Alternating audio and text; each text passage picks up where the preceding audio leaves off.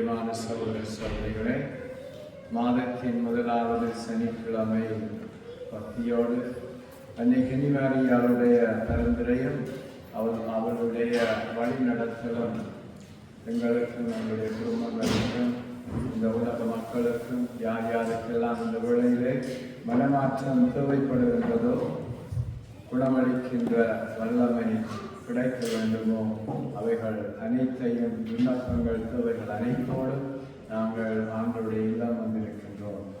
எனவே முதலாவது சனிக்கிழமை பக்தி என்பது மிகவும் ஒரு முக்கியமான பக்தியாக திருச்சபையினால் எங்களுக்கு கொடுக்கப்படுகின்றது. அன்னை கன்னிமரியாருடைய பரிந்துரையின் மூலம், அவருடைய வேண்டுதலின் மூலம். எனவே இந்த வழிபாட்டிற்கு நாங்கள் முழுமையாக எங்களை ஈடுபடுத்தவும், இந்த வழிபாட்டின் மூலம் நாங்கள் ஒரு வாழ்வினுடைய நோக்கத்தையும் எங்களுடைய நம்பிக்கையின் ஆதாரமாக்கிய கிறிஸ்துவை முழுமையாக பெற்றுக்கொள்ளவும், என்னுடைய விசுவாச பயணத்திலே வருகின்ற ஒவ்வொரு தேவைகளிலும் ஒவ்வொரு இடத்திலும் ஆண்டவர்களோடு இருக்கின்றார். அதனுடைய பிரசன்னமாக தன்னுடைய நற்கருணை பிரசன்னத்தை எங்களுக்கு விட்டு செல்கின்றார். எனவே இந்த நற்கருணை வழிபாட்டிற்கு ஏற்ற மக்களாக நாங்கள் எங்களை தயாரித்துக் கொள்ள அமைதியிலும் பக்குவமாகவும் பல்வேறு சிந்தனைகள், பல்வேறு இடையூறுகள் அனைத்தையும் ஒரு பக்கம் நாங்கள் வைத்து ஆண்டவருடைய பாதத்திலே அமர்ந்து எங்களை முழுமையாக தயாரித்துக் கொள்வோம்.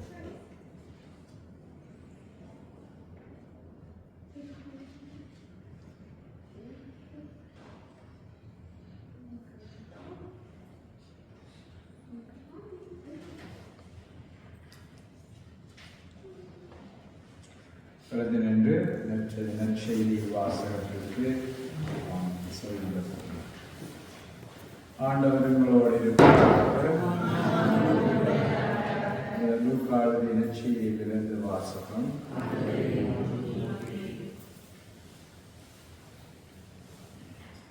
அக்காலத்தில் இயேசு தம் சீடரை நோக்கி கூறியது, நான் சொல்வதை கேட்டிருக்கும் உங்களுக்கு கூறுகின்றேன், உங்கள் பகைவரிடம் அன்பு கூறுங்கள், உங்களை வெறுப்போருக்கு நன்மை செய்யுங்கள், உங்களை சபிப்போருக்கு ஆசி கூறுங்கள், உங்களை இகழ்ந்து பேசுவோருக்காக என்னிடம் வேண்டுங்கள், உங்களை ஒரு கன்னத்தில் அறைவோருக்கு மறுகன்னத்தில் திருப்பி காட்டுங்கள், உங்கள் மேலாடை எடுத்துக்கொள்பவர் உங்கள் வங்கியை எடுத்துக்கொள்ள பார்த்தால் அதை தடுக்காதீர்கள், உங்களிடம் கேட்கிறவருக்கும் கொடுங்கள், உங்களுடைய பொருள்களை எடுத்துக்கொள்வோருக்கு அவற்றை திருப்பி கேளாதீர்கள், பிறர் உங்களுக்கு என்ன செய்ய வேண்டும் என விரும்புகிறீர்களோ அதை நீங்களும் அவர்களுக்கு செய்யுங்கள், உங்களிடம் அன்பு செலுத்துவோரிடமே நீங்கள் அன்பு செலுத்தினால் உங்களுக்கு வரும் நன்மை என்ன? பாவிகளும் தங்களிடம் அன்பு செலுத்துகிறார்களே, அவர்களுக்கு உங்களுக்கு நன்மை செய்பவர்களுக்கு நீங்கள் நன்மை செய்தால் உங்களுக்கு வரும் நன்மை என்ன? பாவிகளும் அவ்வாறே செய்கிறார்களே. திரும்ப பெற்றுக்கொள்ளலாம் என எதிர்பார்த்து நீங்கள் கடன் கொடுத்தால் உங்களுக்கு வரும் நன்மை என்ன? ஏனெனில் முழுவதையும் திருப்பி பெற்றுக்கொள்ளலாம் என்னும் நோக்குடன் பாவிகளுக்கு கடன் கொடுக்கின்றார்களே. நீங்கள் உங்கள் பகைவரிடம் அன்பு செலுத்துங்கள், அவர்களுக்கு நன்மை செய்யுங்கள், திரும்ப கிடைக்கும் என எதிர்பார்க்காமல் கடன் கொடுங்கள், அப்பொழுது உங்கள் கைமாறு மிகுதியாயிருக்கும், நீங்கள் உன்னத கடவுளின் மக்களாயிருப்பீர்கள்.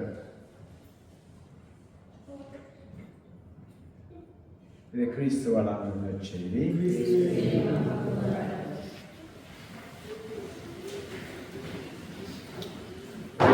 பிரியமான சகோதர சகோதரிகளே, நாங்கள் ஒவ்வொரு திருப்பலியிலும் நற்கருணையை நாங்கள் பெற்றுக்கொள்கின்றோம். என்ன அப்ப அந்த நற்கருணை என்பது மிகவும் ஒரு முக்கியமானது. நற்கருணை திருப்பலியிலே பெறுகின்றது என்பது அது ஆண்டவருடைய பிரசன்னம். ஆண்டவர் எங்களோடு வந்து தங்க, எங்களோடு அவர் வாழ, எங்களுக்குள் அவர் வாசம் செய்ய வருகின்ற ஒரு முக்கியமான ஒரு தருணம். கிறிஸ்துவின் திருவிழா, கிறிஸ்துவின் சரீரம் சொல்லுங்க. நீங்க என்ன சொல்றீங்க? என்ன சொல்லுவீங்க? என்னன்னு சொல்றீங்க? ஆமீன் சத்தமா சொல்லலாம். என்னன்னு சொன்னா அது என்னத்துக்காக சொல்றேன்னு சொல்ல பாபா. நான் இது ஆண்டவருடைய உடல் இரத்தம் என்பதை முழுமையாக விசுவசிக்கின்றேன். சரியா? அதனுடைய அடையாளம் தான் அதனுடைய மறுபடி.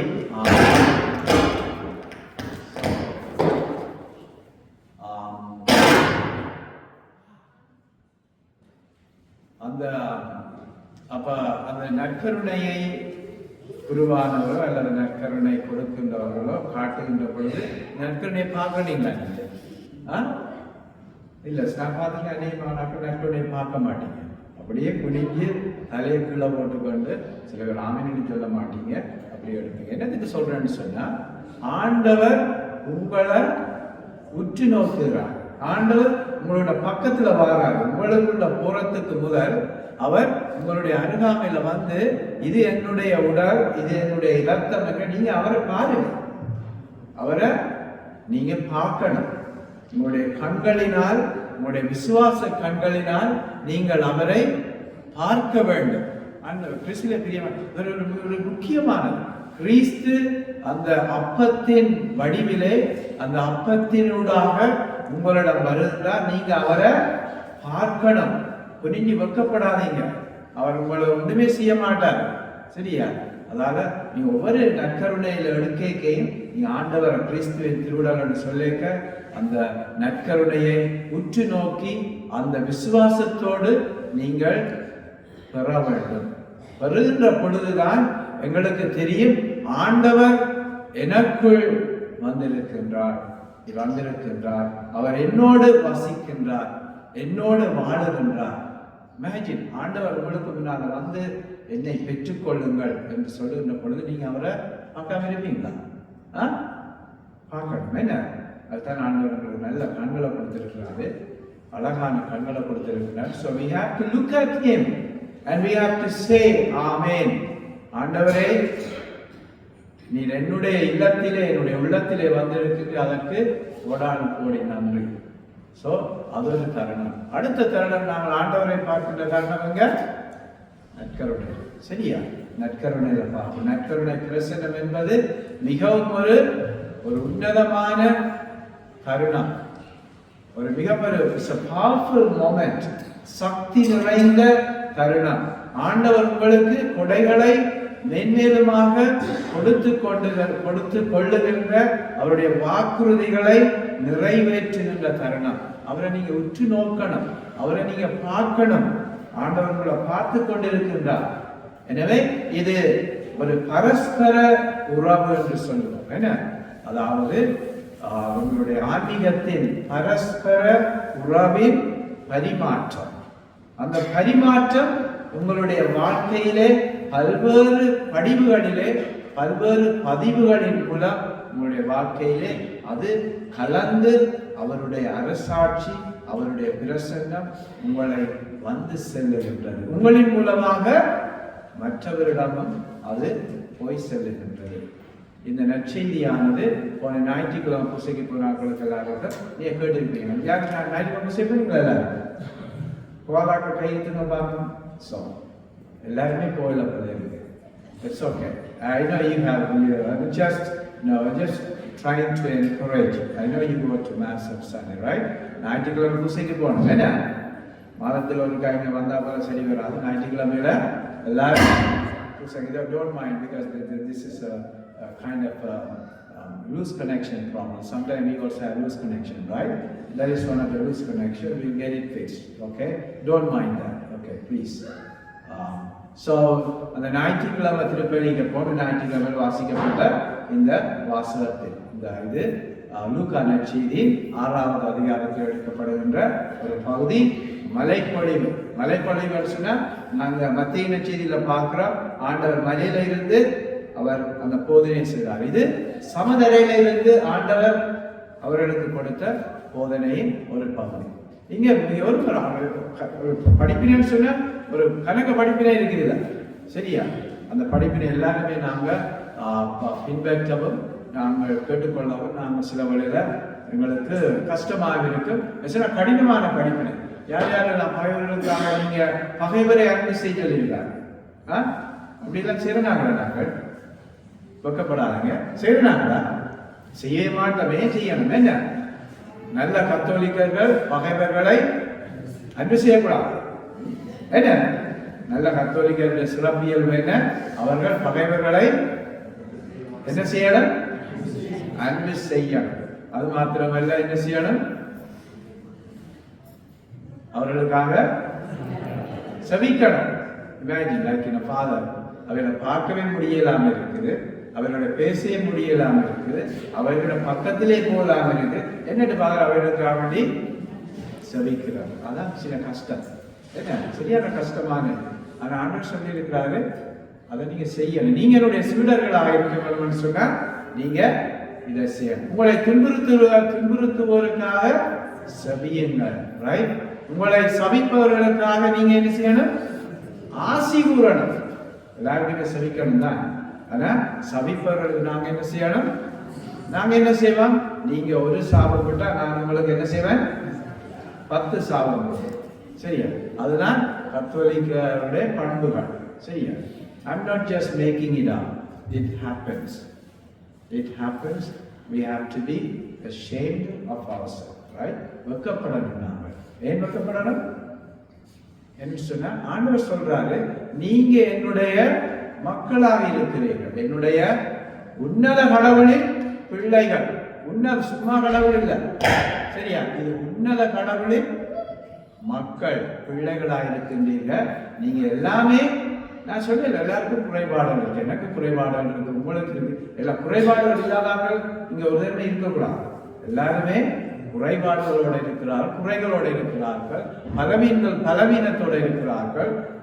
அதாவது நாங்கள் எல்லாரையுமே ஏற்றுக்கொண்டு அன்பு செய்து அவர்களுக்காக நாங்கள் செபித்துக் கொண்டு வாழுகின்ற பொழுதுதான் உங்களுடைய வாழ்க்கையிலே வலிமை ஏற்படும். முதலாவது சரியா? வலிமை ஏற்படும், அதோட வளமை ஏற்படும், அதோட ஆண்டவருடைய ஆசீர் உங்களை தேடி வரும். சரியா? அதான் நாங்கள் just wanted to remind you, because this is a very hard teaching, very difficult, right? I know. எல்லாருக்குமே நாங்கள் we stumble upon it, right? நாங்கள் கடக்கி விழுகிறது இந்த டீச்சிங்ல. எல்லாரும் நீங்க என்னோட பிரசங்கம் கேட்டுட்டு இங்க வந்துட்டு வெளியில போய் we might fall, right? பிளவிடலாம், தவற விடலாம். ஆனா ஆண்டவர் சொல்றாரு, அதை செய்வதற்காக நாங்கள் அவருக்காகவே முயற்சி செய்யணும். நீங்கள் உங்களால முயற்சி செய்ய முடியாது. You cannot do by yourself. You need உங்களுக்கு ஆட்ட உதவி தேவை, ஆண்டவற்ற உதவி தேவை, அவற்ற உதவி தேவை, வல்லமையுள்ள இறைவனுடைய உதவி தேவை, அவருடைய வழிநடத்தல் தேவை. நல்ல இறைவார்த்தையை நீங்க கேட்கணும். சரியா? அதை நீங்க பின்பற்றணும். அது செய்து கொண்டிருக்கின்ற பொழுதுதான் நாங்கள் ஆண்டவர் எவ்வளவு இரக்கமாக இருக்கின்றாரோ அதே போல நாங்களும் அவர்களோடு இரக்கமாக. ஆண்டவர் என்ன மன்னிக்கிறார்? என்னுடைய குற்றங்களை மன்னிக்கிறார், என் பாவங்களை மன்னிக்கிறார், நான் பலவீனங்களை மன்னித்து என்னை ஏற்றுக்கொள்ளுகிறார். அதே போல நானும் மற்றவர்களுடைய குற்றங்களை, அவருடைய பாவங்களை நீங்க மன்னிக்க தேவை, ஆண்டவர் பார்த்துக் கொள்வாரு. அவருடைய குற்றங்களை மன்னிக்கணும், அவர்களை ஏற்றுக்கொள்ளணும், அவர்களுக்காக நாங்கள் செபிக்கணும். அப்பொழுதுதான் இந்த உன்னத இறைவனுடைய மக்களாக நாங்கள் உருமாற்றம் அடைந்து, அந்த உருமாற்றம் என்கின்றது கிறிஸ்துவ பிரியமான சகோதர சகோதரிகளே, அது கிறிஸ்தவர் ஒவ்வொருக்குமே கொடுக்கப்படுகின்ற ஒரு கொடை. நாங்கள் எல்லாருமே உருமாற்றம் அடைய வேண்டும். அதால மேக்கப் பண்ணினா போல உருமாற்றம் அடைய மாட்டோம். சரியா? நல்ல கிரீமை போட்டா போல நாம் உருமாற்றம் அடைய மாட்டோம். ஆண்டவர் எங்களுக்குள்ள இறங்கணும். அதான் நான் முதலாவது சொன்னேன், நற்கருணை பிரசன்னம், கிறிஸ்துவனுடைய பிரசன்னம் என்னை முழுமையாக ஆட்கொள்ளுகின்ற பொழுது நான் கிறிஸ்துவை போல நான் உருமாற்றம் அடைகின்றேன். அப்பொழுதுதான் நீங்கள் நான் சொல்லுகின்ற விடயங்கள், கிறிஸ்து கூறுகின்ற அனைத்து படிப்பினைகளையும் நீங்கள் செய்ய ஏதுவாக இருக்கிறீர்கள். நாங்கள் அதற்காக செபிப்போம். முதல் பாடலிலே பக்தியாக பங்கு பெற்றி ஆண்டவருடைய பிரசன்னத்தை நாங்கள் பெறுவதற்கு, ஆண்டவருடைய நற்கருணை ஆசீர்வாதங்களை பெறுவதற்காக நாங்கள் தயாரித்துக் கொள்வோம். ஆமென். பிரசன்னம் நாடி வந்தேன், கிருபையினால் நோக்கிடுமே.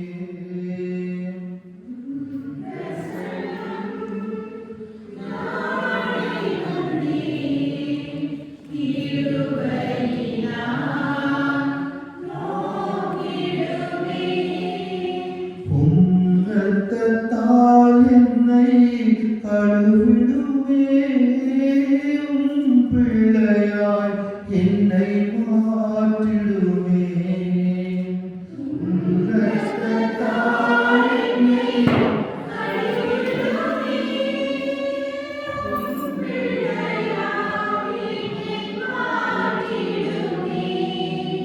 என் இயேசுவே, என் ராஜனே, நான் ஏங்குகிறேன் உம் சமூகத்திலே. என் இயேசுவே, என் ராஜனே, நான் ஏங்குகிறேன் உம் சமூகத்திலே. வசனம் தியானிக்கையில் இதயமதில் ஆறுதலே. வசனம் தியானிக்கையில் இதயமதில் ஆறுதலே. மனிதர்கள் என்னை பகைத்தாலும் மஞ்சிடனே நீரிருக்கையிலே. மனிதர்கள் என்னை பகைத்தாலும் அஞ்சிடேனே நீரிருக்கையிலே. என் இயேசுவே, என் ராஜனே, நான் ஏங்குகிறேன் உம் சமூகத்திற்கே. என் இயேசுவே, என் ராஜனே, நான் ஏங்குகிறேன் உம் சமூகத்திற்கே. வாழ்க்கையின் பாரங்கள் நெருக்கையிலே உம் பிரசன்னம் என் அடைக்கலமே.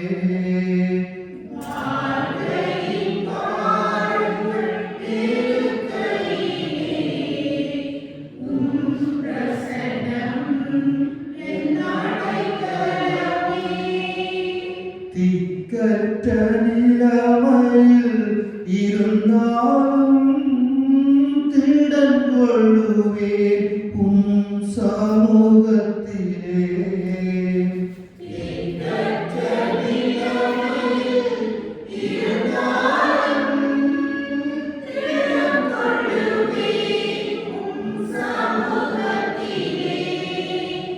என் இயேசுவே, என் ராஜனே, நான் ஏங்குகிறேன் உம் சமூகத்திலே.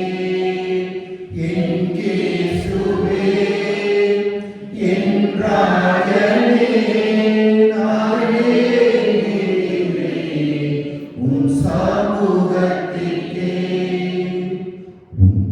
பிரசன்னம் நாடி வந்தேன், கிருபையினால் நோக்கிடுமே.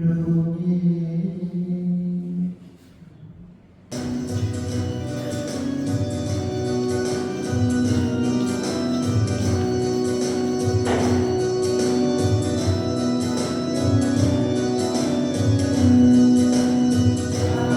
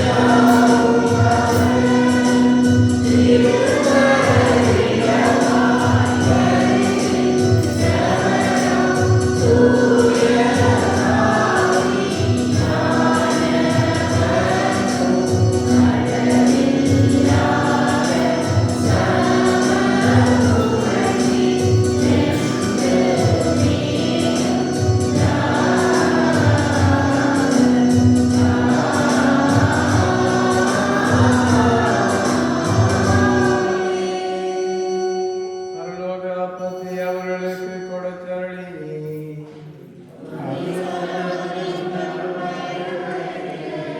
செவிப்போமாக. இறைவா, இந்த வியப்புக்குரிய திருவருட்சாதனத்திலே உம்முடைய திருப்பாடுகளின் நினைவை எங்களுக்கு விட்டு சென்றேன். உமது திருவுடல் திருவிரத்தம் ஆகியவற்றின் மறைபொருளை வணங்கும் நாங்கள் உமது மீட்பின் பலனை இடைவிடாமல் சுவைக்க அருள் புரியும். என்றென்றும் வாழ்ந்து ஆட்சி செய்கின்றவர்